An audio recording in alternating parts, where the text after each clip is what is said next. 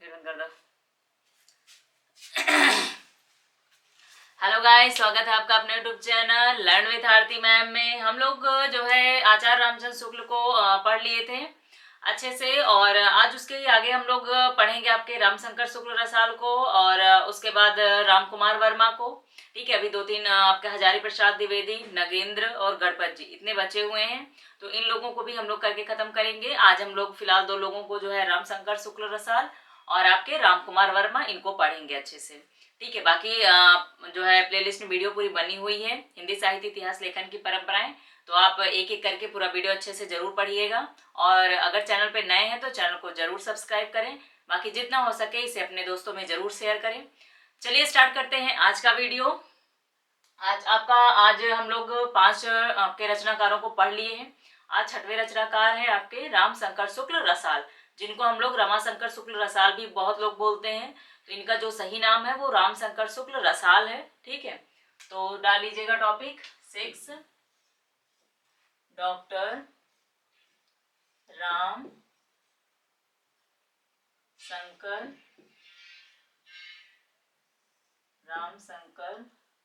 शुक्ल और रसाल। रामशंकर शुक्ल रसाल, ठीक है, रामशंकर शुक्ल रसाल। इनकी अगर रचना की बात करें तो इनकी रचना का भी नाम है हिंदी साहित्य का इतिहास। ठीक है, रामचंद्र शुक्ल के भी हिंदी साहित्य का इतिहास है। उनकी रचना का जो प्रकाशन वर्ष है वो 1929 है, और आपके जो है रामशंकर शुक्ल रसाल की रचना का तो 1931 है। ठीक है, पद्धति कौन सी है इनकी, तो कालानुक्रम पद्धति है। इतना ही पॉइंट्स इंपॉर्टेंट है, बाकी जब बहुत ज्यादा इनमें इंपॉर्टेंट नहीं है तो हम इनको अच्छे से आपका इतना ही पढ़ेंगे। ठीक है, इनकी जो है रचना कौन सी है, हिंदी साहित्य का इतिहास। रचना काल कब है, तो 1931, और इनका जो आपका पद्धति कौन सी है, तो आपका कालानुक्रम पद्धति। ठीक है, इतना लिख लेते हैं। रचना हिंदी साहित्य का इतिहास लिख लीजिएगा, हिंदी साहित्य का इतिहास इनकी रचना है। ठीक है, हिंदी साहित्य का इतिहास। प्रकाशन वर्ष की बात करें तो प्रकाशन वर्ष 1931। ठीक है, प्रकाशन वर्ष 1931 ईसा। और इनकी पद्धति कौन सी है, कालानुक्रम पद्धति। ठीक है, बस इनके बारे में इतना ही जानेंगे, बहुत ज्यादा नहीं पूछा जाता है। और अगर इनसे पूछा जाता है तो प्रकाशन वर्ष 1931 में किस रचनाकार ने हिंदी साहित्य का इतिहास लिखा, तो रामशंकर शुक्ल रसाल। 1929 में तो आपके आचार्य रामचंद्र शुक्ल हैं। ठीक है, मेन फेमस आपके आचार्य रामचंद्र शुक्ल है हिंदी साहित्य का इतिहास। बाकी रमाशंकर अगर प्रकाशन वर्ष देकर पूछा जाता है तो आप यहाँ मारोगे 1931 से। ठीक है, ये थे आपके रामशंकर शुक्ल रसाल के बारे में। आगे हम लोग आपके राम कुमार वर्मा को भी देखते हैं।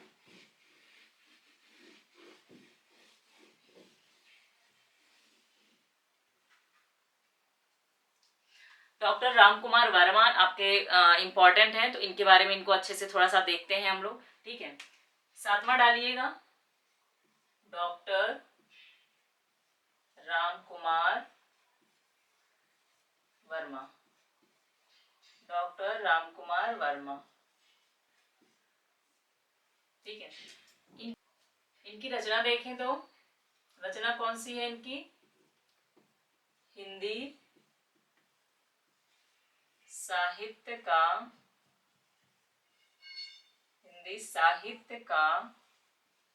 आलोचनात्मक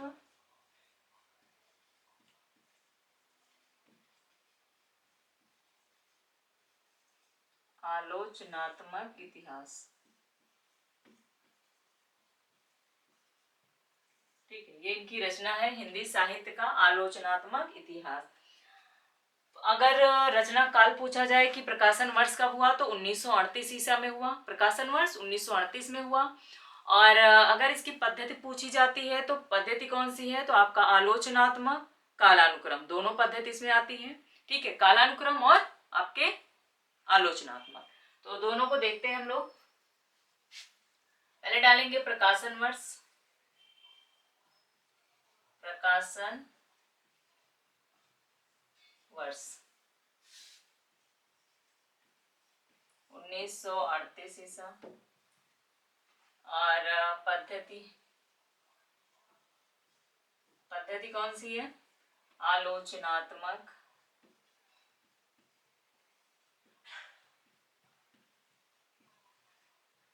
आलोचनात्मक पद्धति है या कालानुक्रम।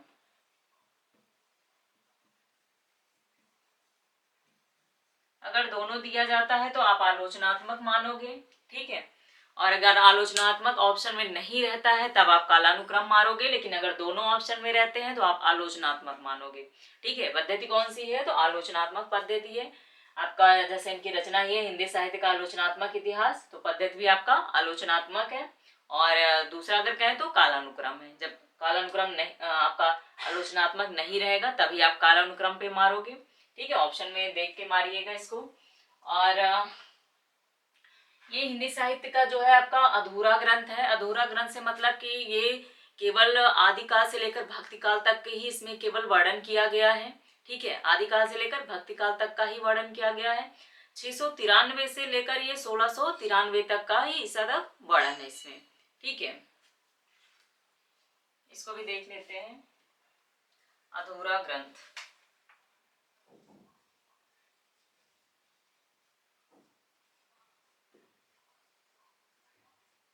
693 ईसा से 1693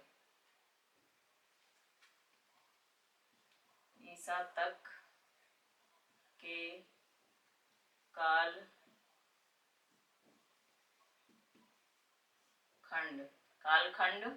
के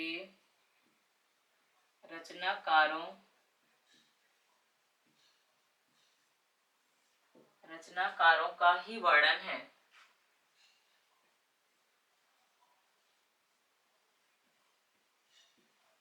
रचनाकारों का ही वर्णन है, ठीक है। 693 से लेकर 1693 ईसा तक के कालखंड के रचनाकारों का ही वर्णन है। और अगर काल की बात करें तो संधि काल या चारण काल, संधि काल जिसको चारण काल भी कहते हैं, संधि काल या चारण काल जो है आपका रामकुमार वर्मा ने कहा है आदिकाल को, ठीक है, से भक्ति काल तक का वर्णन, ठीक है।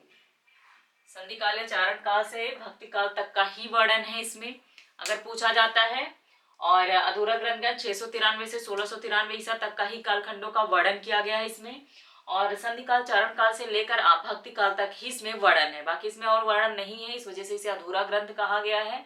संधिकाल आदिकाल को ही संधिकाल या चारण काल जो है आपके रामकुमार वर्मा ने कहा था, ठीक है। तो आदिकाल को ही कहा जाता है। नाम किसने दिया है? आपका रामकुमार वर्मा ने। संधिकाल या चारण काल इससे लेकर आपका भक्ति काल तक का ही वर्णन है इसमें। तो इनकी रचना क्या हो गई? इनकी रचना हो गई हिंदी साहित्य का आलोचनात्मक इतिहास। रचना प्रकाशन वर्ष 1938। पद्धति कौन सी है? आलोचनात्मक और या कालानुक्रम पद्धति है। और उसके बाद अगर बात करें तो अधूरा ग्रंथ 693 से 1693 ईसा तक के कालखंडों का वर्णन है, यानी संधि काल या चारण काल से लेकर भक्ति काल तक का ही वर्णन है, ठीक है। संधि या चारण काल को ही आदिकाल बोलते हैं। ये हो गया इनके बारे में। इसमें विशेष तथ्य देखें तो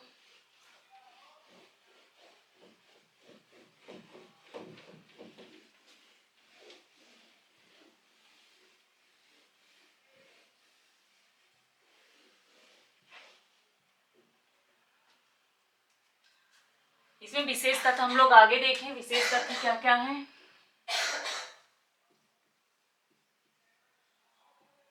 विशेष तथ्य, ठीक है। विशेष तथ्य क्या क्या है? सबसे पहले अगर बात करें तो ये जो इतिहास ग्रंथ है हिंदी साहित्य का आलोचनात्मक इतिहास रामकुमार वर्मा का, ये नागपुर विश्वविद्यालय के लिए जो है शोध प्रबंध के रूप में लिखा गया था, ठीक है। शोध प्रबंध के रूप में लिखा गया था। इसी रचना के आधार पर ही जो है आपके नागपुर विश्वविद्यालय ने इन्हें पीएचडी की उपाधि प्रदान की थी, राम कुमार वर्मा को। ठीक है, तो राम कुमार वर्मा को पीएचडी की उपाधि आपके इस इतिहास ग्रंथ के लिए नागपुर विश्वविद्यालय ने प्रदान किया था। और इन्होंने स्वयंभू को हिंदी का प्रथम कवि माना था। ठीक है, हिंदी का प्रथम कवि इन्होंने किसका माना, तो स्वयंभू को माना था। अगर बात करें तो रामचंद्र शुक्ल ने किसे माना था हिंदी का प्रथम कवि, तो मुंज या भोज को। पूरा याद रखिएगा, किसने प्रथम कवि माना, मुंज या भोज को। ठीक है, और अगर बात करें कि आपके शिव सिंह सेंगर ने किसे माना था, शिव सिंह सेंगर ने तो आपका पुष्य पुण्य को हिंदी का प्रथम कवि माना था। ठीक है, पुष्य पुण्य को हिंदी का प्रथम कवि शिव सिंह सेंगर ने माना, और मुंज या भोज को रामचंद्र शुक्ल ने माना, और स्वयंभू को हिंदी का प्रथम कवि रामकुमार वर्मा ने माना था। ये फैक्ट एकदम याद रखिएगा कि स्वयंभू को हिंदी का प्रथम कवि किसने माना, तो रामकुमार वर्मा ने माना। ठीक है, लिखते हैं हम लोग फर्स्ट का, यह इतिहास ग्रंथ,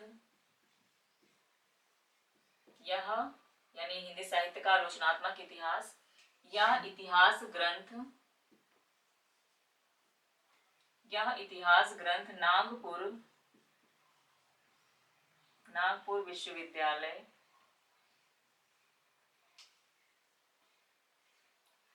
यह इतिहास ग्रंथ नागपुर विश्वविद्यालय के लिए शोध प्रबंध के रूप में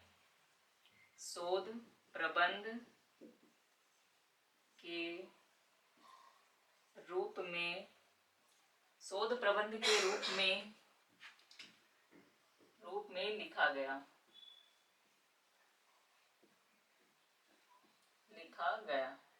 ठीक है, नागपुर विश्वविद्यालय के लिए शोध प्रबंध के रूप में लिखा गया।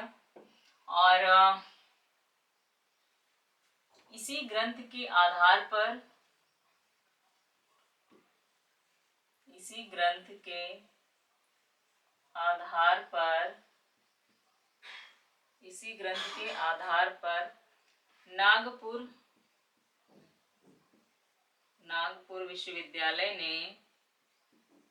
नागपुर विश्वविद्यालय ने इसी ग्रंथ के आधार पर नागपुर विश्वविद्यालय ने 1940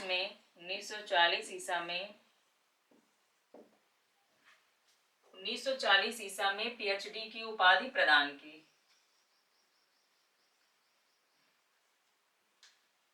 पीएचडी की उपाधि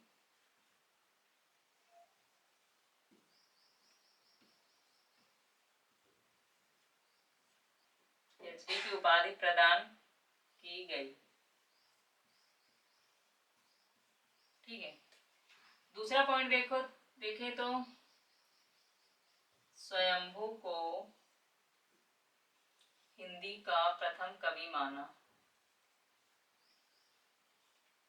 स्वयंभू को हिंदी का प्रथम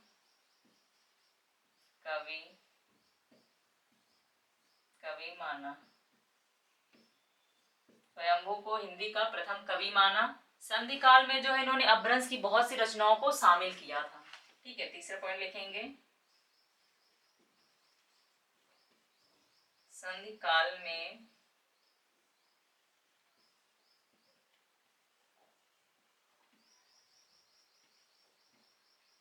अपभ्रंश की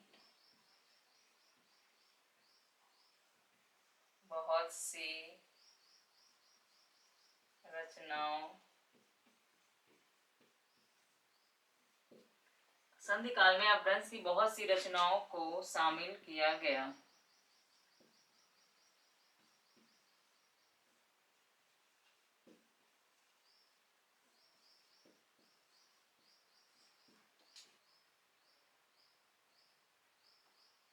ठीक है, संधि काल में अपभ्रंश की बहुत सी रचनाओं को शामिल किया गया। स्वयंभू को हिंदी का प्रथम कवि किसने माना, रामकुमार वर्मा ने माना।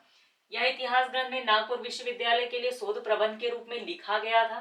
ठीक है, शोध प्रबंध के रूप में लिखा गया। इसी ग्रंथ के आधार पर नागपुर विश्वविद्यालय ने 1940 ईसा में पीएचडी की उपाधि प्रदान की गई है।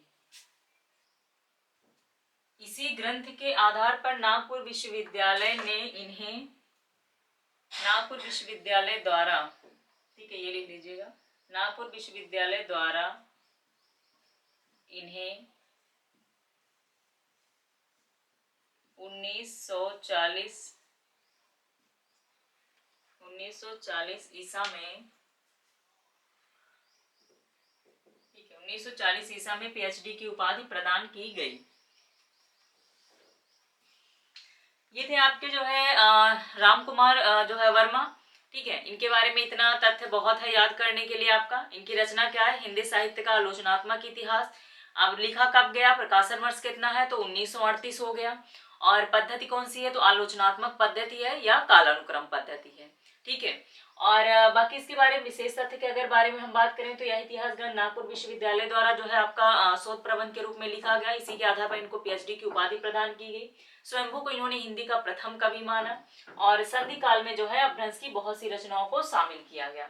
और ये एक अधूरा ग्रंथ माना जाता है क्योंकि इसमें आपका संधि काल, चरण काल से लेकर भक्ति काल तक का ही वर्णन है, ठीक है। तो इतना पॉइंट्स आप याद रखिएगा। बाकी अगर रसाल के बारे में बात करें तो आपके उनकी हिंदी साहित्य का इतिहास 1931 आपके कालानुक्रम पद्धति, इतना पॉइंट्स इन दोनों लोग के बारे में याद रखिएगा। जितना लिखाया गया है बहुत ज्यादा इंपॉर्टेंट रहते हैं, कुछ भी आपके क्वेश्चन पूछा जा सकता है, तो सभी को अच्छे से लर्न करना है।